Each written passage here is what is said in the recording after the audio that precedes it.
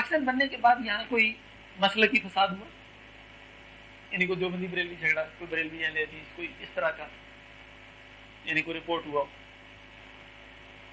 53 کی تحریک میں یہ بات واضح ہو گئی کہ جناب ختم نبوت کا عنوان ایسا ہے اور نبی صلی اللہ علیہ وسلم کی ذات گرامی وہ ہے، حالانکہ ہمیشہ سے طے شدہ ہے، لیکن ہر دور میں بعض حقیقتیں جب سامنے آتی ہیں تو پھر ان کا توڑ سوچا جاتا ہے۔ اس پر پوری قوم ایک ہو سکتی ہے اور اس پہ لوگ گولیاں کھا سکتے ہیں، تو گولیاں لوگوں نے سینے پر کھائی، پورے ملک میں کھائی، یہاں ملتان میں قبریں ہیں، عیدگاہ میں، اس پہ ضمن یہ بات ہے کہ وہ قبریں جو ہیں وہ اس وقت جیسے ان شہداء کو دفن کیا گیا اس کی ترتیب کچھ اور تھی، بعد میں جن حضرات کا وہاں پہ نظم و نسق آیا انہوں نے مطلب ہے بندے کو دفنایا وہاں سے، تعویذ اس کا یہاں بنا دی، وہ ایک لائن میں 5-6 تعویذ قبروں کے بنا دیے، وہ دفن پتہ نہیں بیچارے کہاں ہوئے تھے، تعویذ ان کے کہاں بننے، یہ ایک الگ قصہ ہے۔ تو لوگوں نے گولیاں کھائیں، یہ بات جب سامنے آئی انہوں نے کہا کہ اس سے تھوڑا مسئلہ ہے، چنانچہ 53 کے بعد اس ملک میں بریلوی دیوبندی جھگڑوں کا آغاز ہوا۔ 53 کے بعد ایک جماعت، ظاہر ہے وہ کہلاتے تو علماء تھے، وہ سامنے آئی، انہوں نے کہا جی کہ یہ حیات النبی کے قائل ہیں، یہ تو مشرک ہیں، حالانکہ حیات النبی کے قائل جو ہیں وہ بیچارے آج سے نہیں، وہ تو یعنی صحابہ کرام کے دور سے چلے آ رہے تھے، انہوں نے کہا جی جو قائل نہیں ہیں یہ گستاخ ہیں۔ ایک جماعت ایسی سامنے آئی کہ ان کے بڑے نے کہا کہ میں، جس کو اب مینار پاکستان والا جو کیا اس کو کہا جاتا ہے، اقبال پارک ہے، کیا پارک ہے وہ، منٹو پارک، انہوں نے کہا جی میں یہاں عید میلاد النبی کے موقع پر 2 گانا پڑھاؤں گا نماز عید، کیونکہ یہ وہابی جو ہیں اور یہ جو گستاخ رسول ہیں اور یہ باقی لوگ ہیں یہ عید میلاد النبی کو عید نہیں مانتے، تو میں یہاں عید کی نماز پڑھاؤں گا۔ 1400 سال میں جو کام کسی نے نہیں کیا اور انہوں نے پڑھائی۔ اس کے بعد ایک یعنی یہ جو مطلب معذرت کے ساتھ کسی کو اگر یہ بات بری لگے، اذانوں سے پہلے جو صلاۃ والسلام ہمارے یہاں پڑھا جاتا ہے یہ غلط ہے، یہ صحیح، میں اس بحث میں نہیں جاتا اور نہ یہ میرا موضوع ہے اور نہ میں کوئی اس کا بہت زیادہ مخالف ہوں، لیکن تاریخی واقعہ یہ ہے کہ یہ بھی 53 کے بعد یہاں پڑھنا شروع کیا۔ اس کے بعد جو یہ آمین بالجہر، رفع یدین، فاتحہ خلف الامام اور یہ جو قصے ان پہ یعنی یہ مسائل شروع سے موجود ہیں، صحابہ کرام کے طور سے موجود ہیں، بر صغیر میں موجود ہیں، شیخ عبدالحق محدث دہلوی کے دور میں یہی مسائل موجود تھے، شاہ ولی اللہ کے دور میں موجود تھے، مجدد الفسانی رحمہ اللہ کے دور میں موجود تھے، علامہ طاہر پٹنی گزرے ہیں، متقی ہندی کنز المال والے گزرے ہیں ہندوستان میں، جو سب کے دور میں موجود تھے۔ ایک یہاں ضمناً بات یہ عرض کرتا چلوں کہ تب یہ مسئلہ کیوں نہیں بنا اور بعد میں کیوں بنا۔ جیسے تبلیغی بھائی ایک آیت کو بہت سناتے ہیں اور سنانی بھی چاہیے، آیت نہیں بلکہ نبی صلی اللہ علیہ وسلم کا فرمان صاحب نے فرمایا کہ بلغوا انی ولو آیہ، یعنی تبلیغ جو ہے دین کی یا دین کا پھیلانا جو ہے وہ ہر مسلمان جو ہے وہ یعنی جو اس کو پتہ ہے وہ آگے بتائے گا، اس پہ سوال ہوگا اس کو کہ جو تمہیں علم تھا تم نے وہ اس کا کیا کیا۔ تو عرض یہ ہے کہ یہ جو کچھ ہوا اس کا سبب کیا تھا؟ مسالک موجود تھے اور مسلک اس لیے موجود تھا کہ یہ وہ فروعی مسائل ہیں جن میں تحقیق جو ہے جب صحابہ کرام نے اس پہ نظام پیدا نہیں کیا اور فقہی مکاتب فکر موجود تھے اور ان کا آپس میں جو تعلق تھا اس کی نظائر موجود تھی کہ یہ کوئی جھگڑے کے مسائل نہیں ہیں۔ بھئی ایک آدمی آگے کہہ رہا ہے حضرت عبداللہ بن عباس کے سیدنا معاویہ رضی اللہ عنہ ایک وتر ادا کرتے ہیں، ہمیں آپ 3 پڑھواتے ہیں، تو انہوں نے بڑے آسانی سے کہا کہ وہ صحابی رسول تمہیں پتہ ہے، انہیں کہا ہمیں پتہ، اس کے پاس دلیل، یہ تو نہیں کہا وہ غلط۔ بات یہ ہے کہ صحابہ کرام نے تبلیغ کس چیز کی؟ اب میں یہ بات فروعی مسائل کی یا عقائد کی؟ عقائد کی۔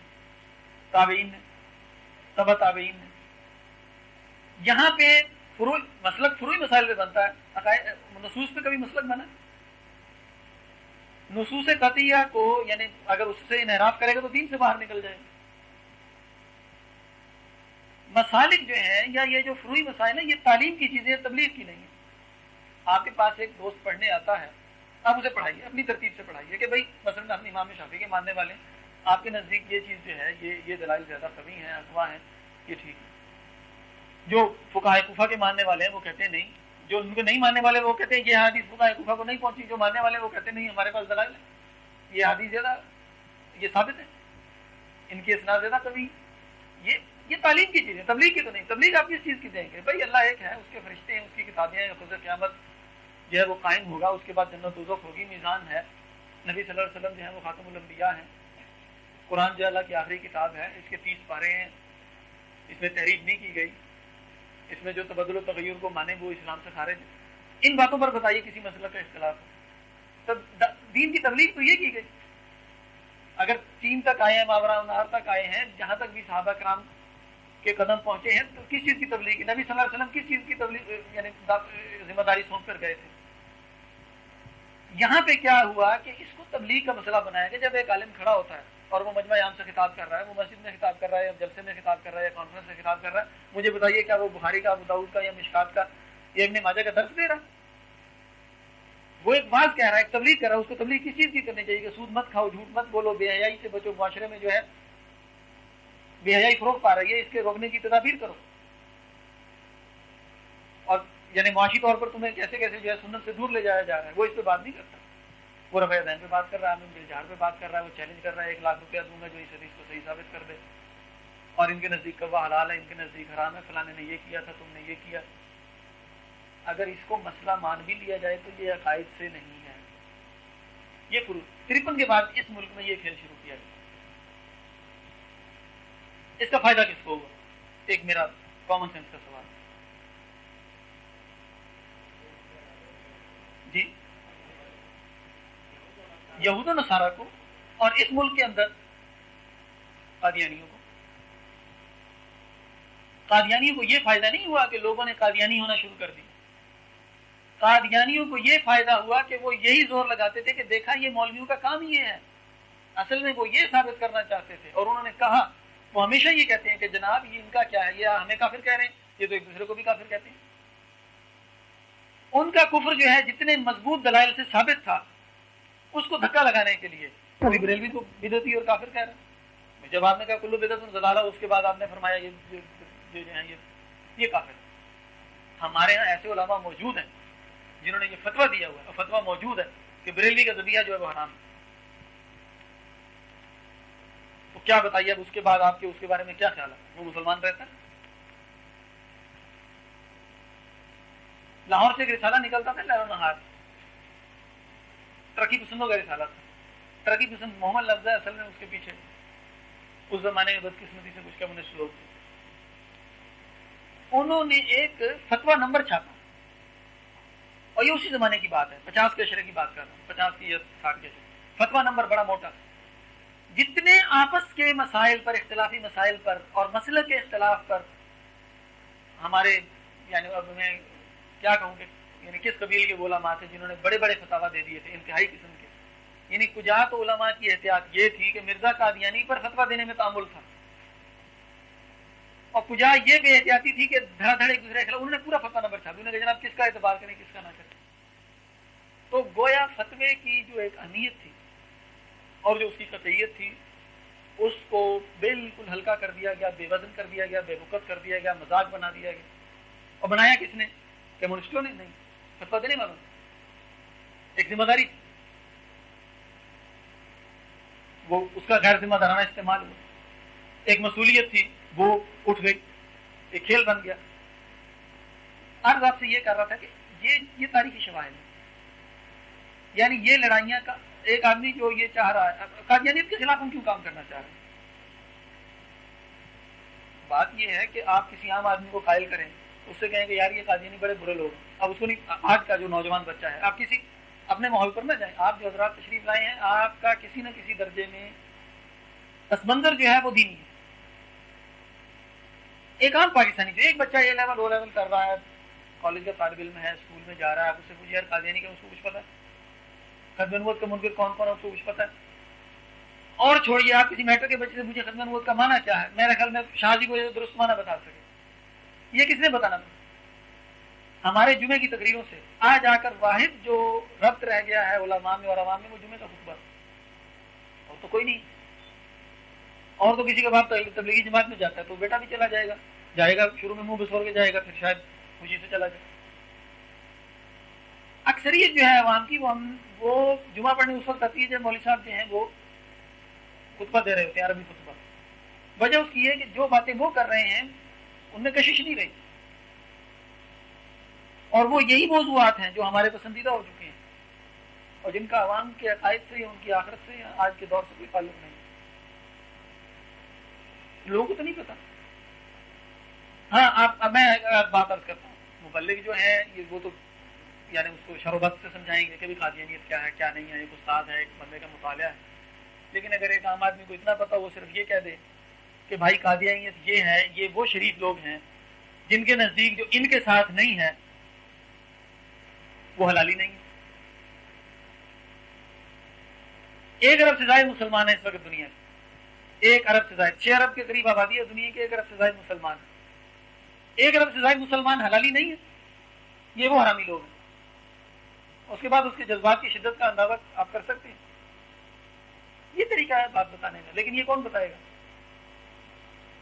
جس کے اندر یہ آگ لگی ہوئی ہے کہ دشمن جو ہے وہ بنیاد پر ضرب لگا رہا ہے اور ہم کو کہیں اور بھٹکا دیا گیا. ہمارے ایک ملنے والے صاحب تھے، یہ ان کا ذاتی واقعہ. انہوں نے کہا پنڈی میں میں قادیانیوں کے مربی کو جانتا تھا، اسے میں نے دیکھا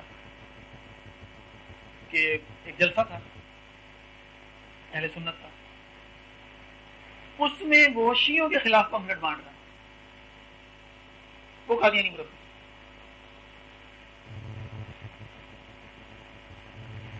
انگلینڈ میں ایک قادیانی پکڑا گیا، اس کے پاس 2 تھیلے تھے. ایک شیعوں کی طرف سے چھاپا گیا تھا جس میں سنیوں کی دل آزاری کی گئی تھی، ایک سنیوں کی طرف سے چھاپا گیا تھا جس میں شیعوں کی دل آزاری کی گئی تھی، اور ان کو بہت تقسیم کرتا تھا.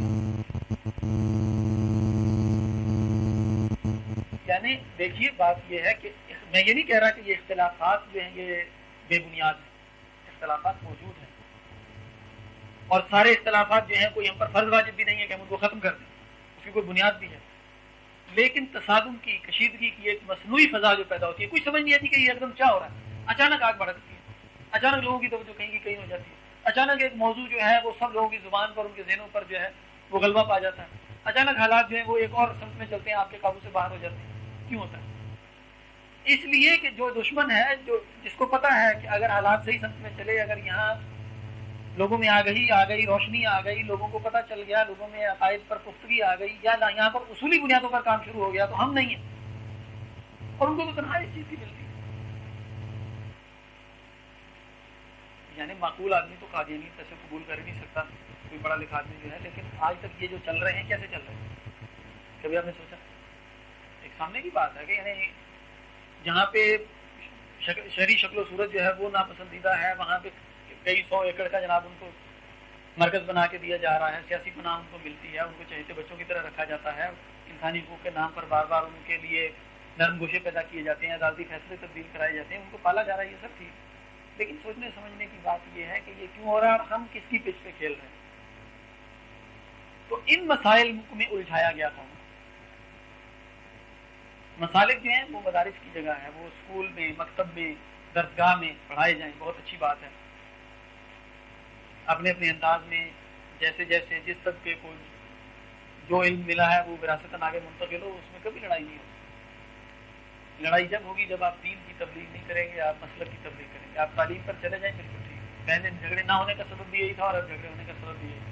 اور آپ کو میں نے تاریخی طور پر یاد کر دیا کہ پاکستان میں یہ کھیل جب شروع ہوئے، وہ بڑے بڑے معروف نام ہیں اور معروف ہیں ہر مسلک کے لوگوں کے، جنہوں نے بہت آگے جا کر جو ہے بہت شجاعت دی اور سب کچھ.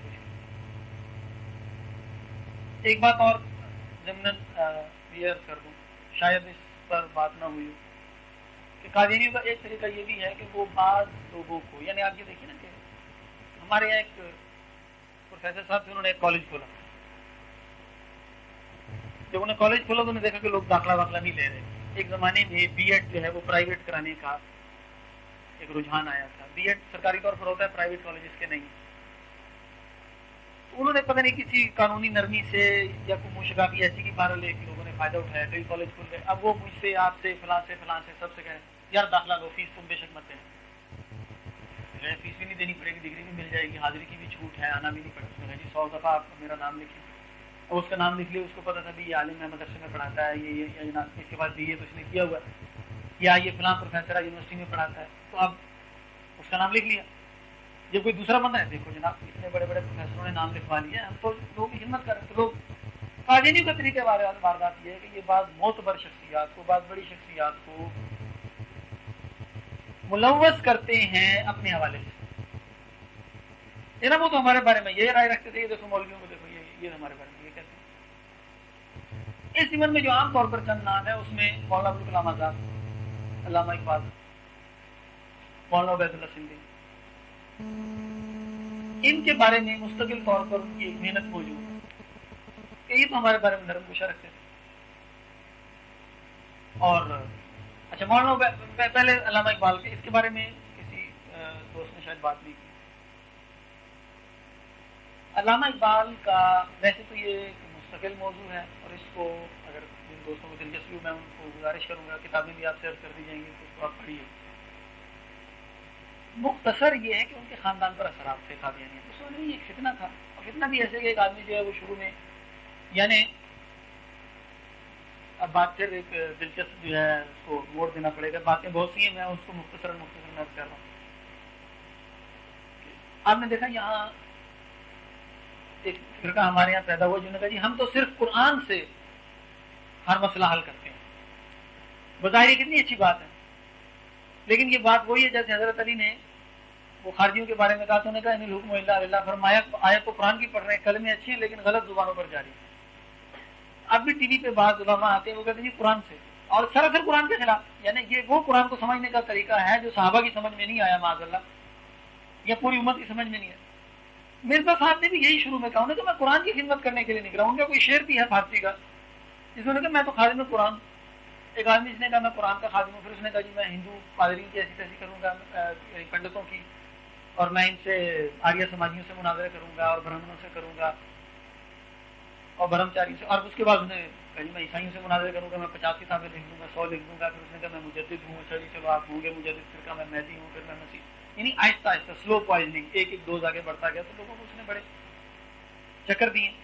اب اس میں لوگوں کی رائے بھی بدلی ہے، اس سے وہ فائدہ اٹھاتے ہیں. مثلا یہ کہ ان کا ایک معروف طریقہ واردات ہے کہ جو اس کی نبوت، دعوی نبوت سے پہلے کی تحریریں ایک عام آدمی کو وہ پڑھاتے دیکھیں جی جو علماء کے قاعدے میں مرزا صاحب کے قاعدے یہ کہتے ہیں کہ مرزا صاحب تو ایسے تھے ایسے تھے ایسے، یعنی خود مرزا کے حوالے سے کر دیتے لوگ.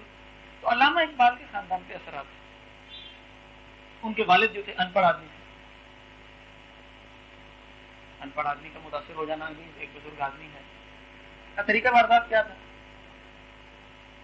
یہاں؟ مثلا ایک بڑی بات ہے، قادیان دیکھیے کہاں ہے، مشرقی پنجاب میں، اور بہت یعنی خاصا زمینی فاصلہ خاصا ہے.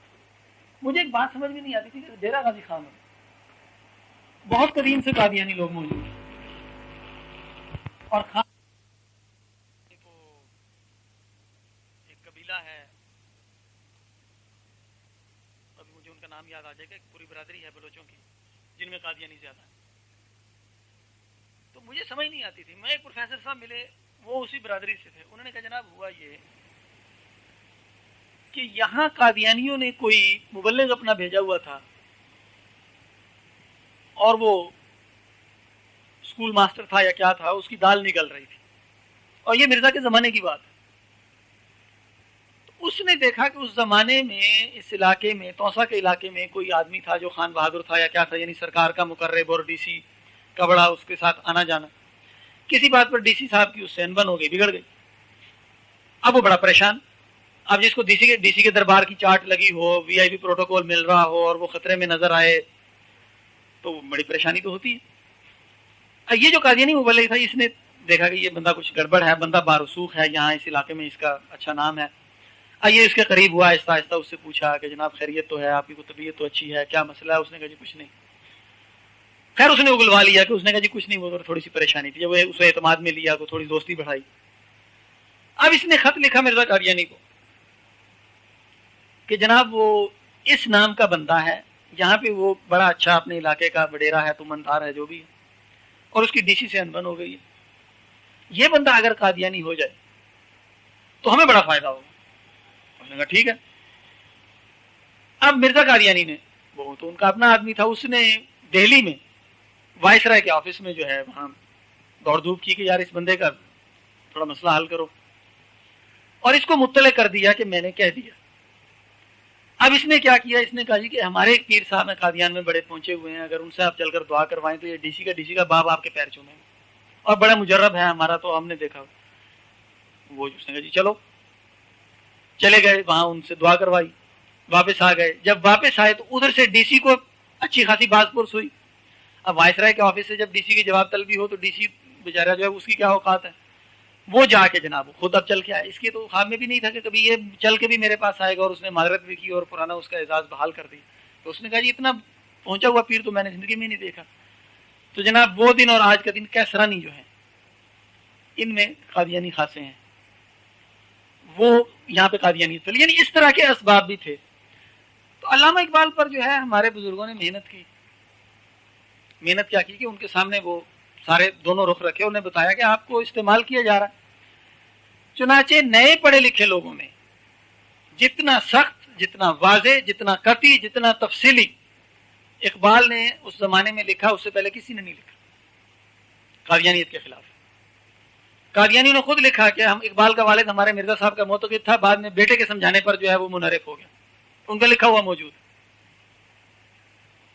اس کا بڑے بھائی کے متعلق ہے شیخ عطا محمد. یعنی ایک, اب انہوں نے ایک نیا موقف لیا. انہوں نے کہا جی پہلے انہوں نے یہ کہا کہ علامہ اقبال بڑے سمجھدار آدمی تھے, لیکن یہ حراریوں کو جو ہے پتہ نہیں کیا ہوا, ان کو خدا سمجھے, انہوں نے جا کے جو ہے بہکا دیا, وہ ان کے بہکاوے میں آ کے ہمارے خلاف ہو گئے. یعنی بڑے پڑھے لکھے آدمی تھے, سمجھدار تھے, کئی ہزار دماغوں کا نچوڑ تھے, لیکن حراریوں کے بہکاوے میں آ گئے. تو یعنی ایک آدمی کی اپنی رائے نہیں ہے, کسی کے بہکاوے میں آ گیا عقیدے جیسے مسئلے میں. پہلے تو اس کو انہوں نے ایک بالکل جو ہے مٹی کا مادو ثابت کیا. پھر دوسرا بار انہوں نے یہ کیا جی کہ اصل میں کیا ہے کہ وہ تو جو ہے جاہ پرست تھے, منصب پرست تھے, ان کو بڑی تلاش تھی, وہ ہائی کورٹ کے جج لگنا چاہتے تھے, وہ کابینہ میں جانا چاہتے تھے, وہ انگریز کی بارگاہ میں مقرب ہونا چاہتے تھے. یہاں پہ ان کو ناکامی ہوئی تو وہ رد عمل میں خلاف ہو گئے, چونکہ سر ظفر اللہ سے ان کی کچھ ٹھنی رہتی تھی. یعنی اب بات کیا ہے کہ جو لکھا ہوا ہے وہ ہضم نہیں ہو رہا ان کو. اقبال کا قادیانیت کے خلاف لکھا ہوا ایک حقیقت ہے. اب وہ اس کو بے وزن کرنا چاہ رہے ہیں. انہوں نے کیا کہا کہ جناب یہ تو ایسا آدمی تھا جس کی رائے کا کوئی وزن ہی نہیں, یہ تو اس کو ذاتی طور پہ اس کو زک اٹھانی پڑی اور اس نے ہمارے خلاف لکھ دیا, یا اس کو حراریوں نے بہکا اور اس نے خلاف لکھ. اس کے علاوہ اقبال کا کوئی نرم گوشہ موجود نہیں. مولانا آزاد کے بارے میں کیا اٹھایا, دو طرح سے. پہلا الزام یہ لگایا, مولانا مجاہد الحسینی آئے تھے ضرب مومن میں, آج کل وہ اپنی پرانی یادداشتیں لکھ رہے ہیں, انہوں نے اس مسئلے پہ تفصیل سے لکھ دیا مختصر یہ کہ ان کے متعلق یہ لکھا گیا جی کہ جب مرزا فوت ہوا ہے تو مولانا اس کے جنازے کے ساتھ گئے تھے قادیان امرتسر سے. مولانا اس زمانے میں امرتسر میں تھے اور ہفتہ روزہ وکیل نکلتا تھا, اس کے ایڈیٹر تھے, ماہنامہ وکیل. تو مولانا نے اس کی تردید کی, سختی سے تردید. انہوں نے کہا میں تو اس زمانے میں اس کا ایڈیٹر ہی نہیں تھا, فلاں ایڈیٹر تھا عبد المجید کپور تھلوی, اور یہ بات بالکل غلط ہے, میں کہاں گیا اس کے. اور دوسری بات یہ کہ کوئی شریف آدمی جا سکتا تھا, جو سالہ دست کرتا ہوا فوت ہوا, اتنی بدبو میں کون جائے گا اس کے جنازے کے ساتھ. سنایا کہ انہوں نے کہا کہ یہ بات جب میں نے شاہ جی کو بتائی کہ ایک صاحب نے یہ لکھا ہے, عبد المجید سالک نے لکھا تھا, ان کا خاندان کے قادیانی تھے, اس زمانے کے معروف صحافی تھے, ان کے بارے میں جو ہے وہ بات جو ہے وہ تذبذب میں ہے, پتہ نہیں وہ تھے, کیونکہ اس نے کبھی یعنی اسلامی عقائد کا انکار نہیں کیا, قادیانیت کے عقائد کا اقرار نہیں کیا, عمر بھر فائدہ پہنچایا. قادیانی نماز تو وہ پکا تھا, تو اس نے یہ مولانا پہ الزام لگایا جس کی کہ صفائی ہوئی. تو مولانا مجاہد الحسینی فرما رہے تھے کہ میں نے شاہ جی کو, حضرت میر شریف رحمۃ اللہ علیہ کو بتایا کہ جی یہ لکھا ہے کہ مولانا آزاد جو ہیں وہ مرزا سے متاثر ہو گئے. شاہ جی نے فرمایا کہ پھر ذرا کہنا کیا لکھا ہے. میں نے بتایا, فرمانے لگے استغفر اللہ, ابوالکلام آزاد اور مرزا قادیانی سے متاثر ہوں. خدا کے بندے, یہ تو خود بنا بنایا نبی تھا, اللہ کا شکر کرو کہ گمراہ نہیں ہوا. اگر کہیں ابوالکلام نبوت کا دعویٰ کر دیتا تو اس کو کون دیکھتا, اور اس کا رد کون کرتا. مرزا تو ویسے ہی اجہل آدمی تھا, اس کو تو ہم نے پٹک دیا, یعنی یہ آدمی جو ہے اس کے پیچھے چلے. تو مولانا آزاد پر ایک الزام تو یہ تھا. دوسرا الزام یہ تھا کہ مولانا جو ہے وہ حیات مسیح کے قائل نہیں, اس کی صفائی مولانا نے اپنی زندگی میں دے دی. مولانا کا جو زور ہے وہ اس بات پر ہے انتظار مسیح, کہ کیا مسیح آ کے جو دین کی تجدید کریں گے, یا حامیان دین کی قیادت کریں گے, یا دین کی نشت ثانیہ کریں گے, یا دین کی یعنی بات کو اٹھائیں گے اور اس کے بعد غلبہ ہوگا, کیا اس بات کا انتظار کیا جائے کہ وہ آئیں تو ہم محنت کریں. یعنی حضرت مسیح علیہ السلام کی حیات کا یہ مطلب ہے کہ چونکہ انہوں نے آنا, اور چونکہ انہوں نے دجالی فتنے کی سرکوبی کرنی ہے, اور چونکہ انہوں نے غلبہ دین جو ہے اس کو ایک حقیقت بنانا ہے اس دنیا میں, اور نشت ثانیہ ہوگی, لہذا کام تو وہ کریں گے. تو تو یہ تو ایک نہایت خوفناک نتیجہ اخذ کیا نا اپنی بے عملی کو یعنی باقی رکھنے کے لیے. اس کا جواب مولانا نے تو اس پہ نقد کیا. انہوں نے کہا جی یہ دیکھیں, مولانا نے کہا مجھے ان حدیثوں پہ ہی کلام نہیں ہے, اور یہ بات بھی ان کے اپنے قلم سے ثابت ہو گئی. یہ دو آدمی چلے گئے. تیسرے مولانا عبید اللہ سندھی, ان کے بارے میں ایک ان کے اپنے قلم سے وضاحت. مولانا سندھی کا مسئلہ یہ رہا کہ انہوں نے ایک بہت بڑے مقصد کی خاطر ساری زندگی جو ہے وہ مسافرت میں گزاری, اور ایک یوں کہنا چاہیے کہ کسی ایک جگہ ان کو جم کر کام کرنے کا موقع نہیں ملا. صحت گئی, علمی کام کرنے کا موقع نہ ملا. جو خدمات ان کی یہ ہیں کہ وہ برصغیر کی آزادی کے لیے کبھی ترکی میں, کبھی حجاز میں, کبھی روس میں, کہاں کہاں وہ. ان کا جو کچھ بھی رپورٹ ہوا ہے اس میں یوں سمجھیے کہ 90% وہ ملفوظات ہیں, سماعی چیزیں ہیں. ان کے شاگردوں نے لکھا یا بعد میں ضبط تحریر میں لائے. تو ایک تو بات یہ ہے کہ کہنے والا کچھ کہہ رہا ہے, لکھنے والا کچھ رہا ہے, اس میں فرق پڑ جاتا ہے.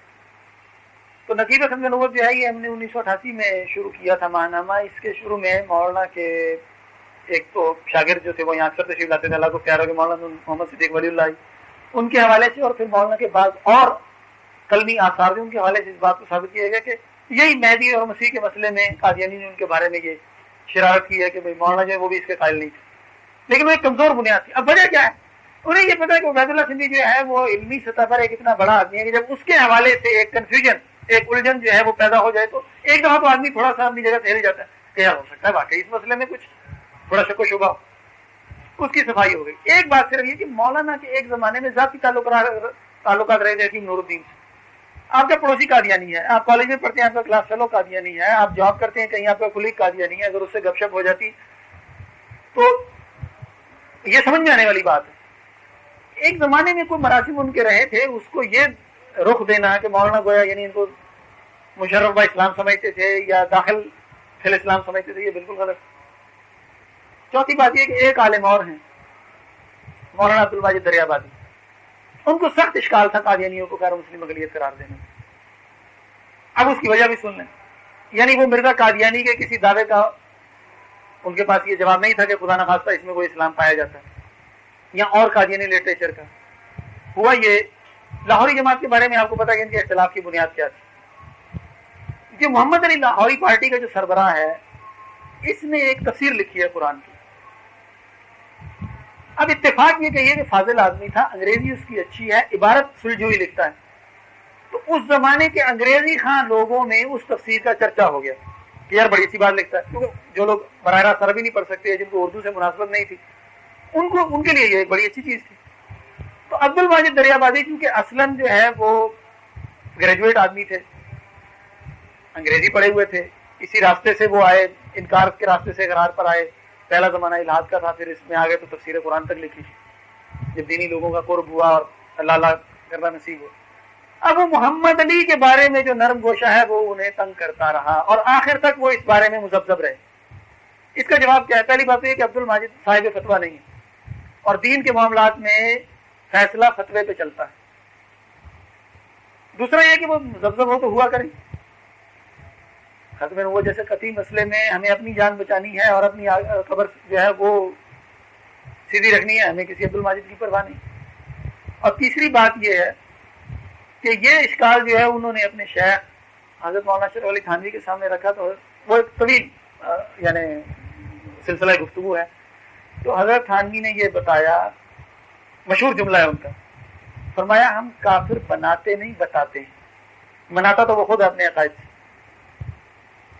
ایک آدمی نے اپنے آپ کو کافر بنا لیا, اس نے اللہ کا انکار کیا, یا اس کے نبی کا انکار کیا, یا دین میں تحریف کی, یا مسلمات کا انکار کیا, یا منصوص احکام کا, یا عقائد, یعنی کوئی ایسا اس نے کفر کیا جس سے دین سے نکل گیا, مرتد ہو گیا. تو فرمایا ہم نے تو کچھ نہیں کیا, جو کچھ کیا اس نے کیا, ہم نے تو بتایا, بنایا تو اس نے خود اپنے آپ. تو ایک ضمنی چیز یہ بھی ہے کہ بعض اوقات بڑے بڑے لوگوں کے نام لے کر اگر معروف کرنے کی کوشش کی جائے, اور اس میں ہمارے بزرگوں نے کبھی کسی کو یعنی وزن نہیں دیا, اور کسی کے نام سے وہ معروف نہیں ہو, اور ہونا بھی نہیں چاہیے. دین جب نبی صلی اللہ علیہ وسلم پر ختم ہو گیا تو اس کے بعد جو ہے وہ کوئی گنجائش نہیں ہے. ایک چیز جو آخری گزارش کرنا چاہ رہا تھا وہ یہ ہے کہ کوئی آدمی خواہ کسی مسلک سے ہو، اگر آپ اس کو ختم نبوت کے عنوان پر قریب کرنے کی کوشش کریں گے تو یہ ممکن ہے، کیونکہ یہ بنیاد ہے، اصل ہے۔ دیکھیے آپ کو میں ایک یعنی آج کے دور کی مثال یہ دیتا ہوں کہ ابھی الیکشن ہوئے اور علماء کرام کو خاصی سیٹیں مل گئیں، اس کا نتیجہ کیا نکلا ہے، انہوں نے اس کو کس طرح سے استعمال کیا یہ نہیں کر پائے، یہ ایک علیحدہ بحث ہے۔ اتنے اچھے نتائج کم از کم خاصے دنوں بعد ان کو ملے، کیوں ملے کہ یہ مل گئے، اور کیوں ملے جب دشمن مشترکہ تھا۔ اب سامنے یہ بات آ رہی تھی کہ دین والوں پہ بہت کڑا وقت آ رہا، مل گئے۔ سوال یہ ہے کہ اگر الیکشن لڑنے کے لیے اتحاد ہو سکتا ہے تو کیا ختم نبوت کے موضوع پر اور ختم نبوت کے تحفظ کے لیے اور دین کی تبلیغ کے لیے